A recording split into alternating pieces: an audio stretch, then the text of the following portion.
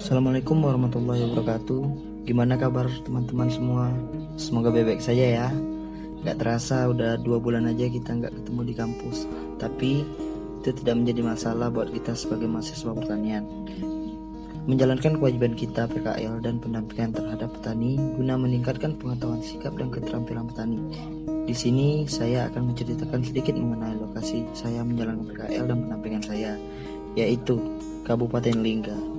Kabupaten Lingga terkenal dengan sebutan bundenya tanah Melayu. Kenapa demikian? Karena pada zaman dahulu Lingga dikenal sebagai pusat pemerintahan kerajaan Melayu yang memiliki berbagai macam adat istiadat Melayu.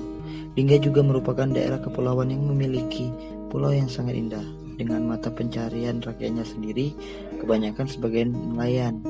Namun dengan adanya program pemerintah sekarang Kabupaten Lingga, yaitu pengembangan ekonomi masyarakat melalui pertanian yang diharapkan bisa memenuhi kebutuhan pangan masyarakat Lingga.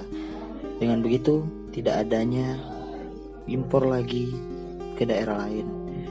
Daerah yang menjadi pembukaan lahan baru adalah tempat lokasi saya sendiri PKL, yaitu Panggak Darat. Desa Panggak Darat sendiri merupakan daerah pembukaan lahan yang baru 3 tahun dibuka.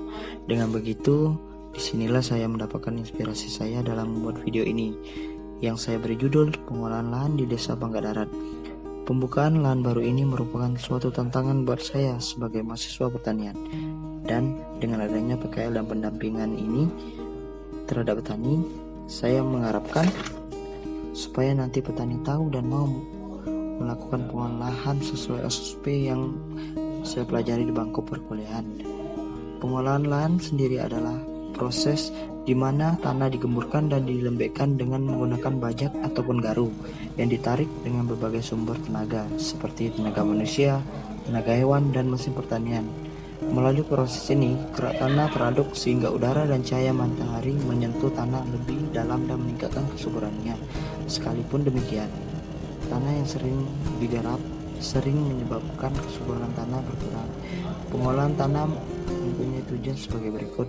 Yang pertama, untuk memperoleh struktur tanah yang dibutuhkan bagi pertumbuhan benih atau akar. Yang kedua, untuk mengendalikan gulma atau untuk menghilangkan tanaman yang berlebih. Ketiga, untuk menata sisa tanaman. Dan keempat, untuk mengurangi erosi tanah dengan mengikuti cara semacam pengolahan menurut garis tinggi, pembumbunan dan penempatan sampahan secara tepat. Di daerah yang mempunyai lereng dan sudut kemiringan yang tinggi harus dibuat skandal atau tersereng.